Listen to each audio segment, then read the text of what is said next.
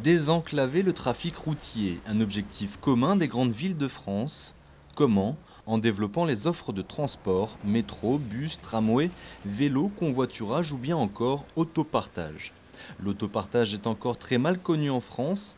Ici, à Lyon, le service existe depuis 2008, géré par une société d'économie mixte, Lyon Parc Auto. Ça nous paraît être un excellent outil de démotorisation des habitants des villes.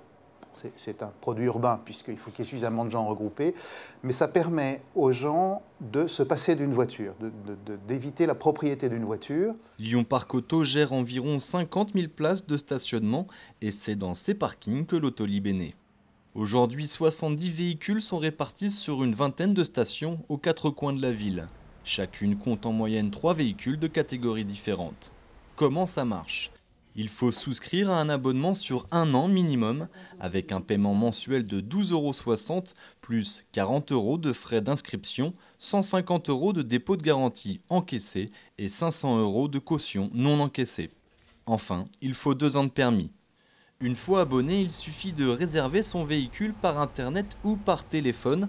La carte électronique d'adhérent donne accès au coffre qui abrite les clés et une petite lumière précise celle qui correspond à la réservation.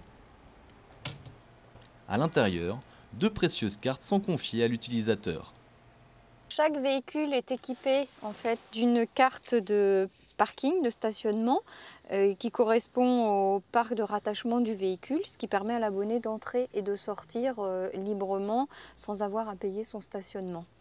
Et par ailleurs, on a une carte de carburant qui permet à l'abonné d'aller acheter du carburant pour faire le plein du véhicule sans avoir à le payer ou à en faire l'avance des frais puisque le carburant est inclus dans les tarifs Autolib. Une puce sur le trousseau débloque le véhicule et enregistre l'heure de la prise en charge. En moyenne, les usagers parcourent 15 à 20 km par utilisation, plutôt le week-end pour les particuliers et la semaine pour les professionnels. Selon le véhicule, le coût par kilomètre varie de 34 à 54 centimes d'euros et le coût horaire de 2,50 € à 3,50 €. Le directeur de la société précise que cela reste très rentable comparé à la possession d'un véhicule. On considère qu'à moins de 10 000 km par an, l'autopartage est largement avantageux. Or, énormément de voitures font moins de 10 000 km par an.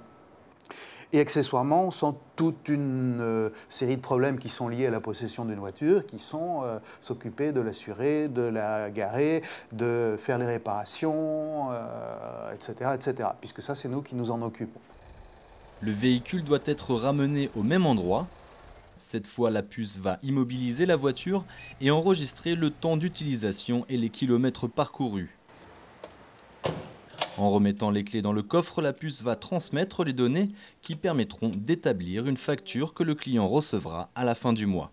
Un bilan environnemental positif pour ce service. Un véhicule en autopartage en remplacerait une dizaine utilisés de façon individuelle. Néanmoins, l'entreprise ne propose pas de véhicules électriques. On a essayé et ça n'a pas marché. Tout simplement parce que les véhicules électriques actuellement sur le marché ne sont pas adaptés à ce type d'usage. Ils ont une autonomie d'une part extrêmement courte. L'autonomie réelle est entre 60 et 80 km. Je dis bien réelle.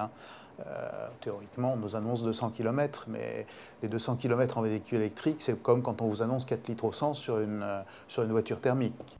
Aujourd'hui, presque toutes les grandes villes de France ont développé ce service. Selon France Autopartage, entre 2008 et aujourd'hui, le nombre d'usagers est passé de 3 000 à 7 500.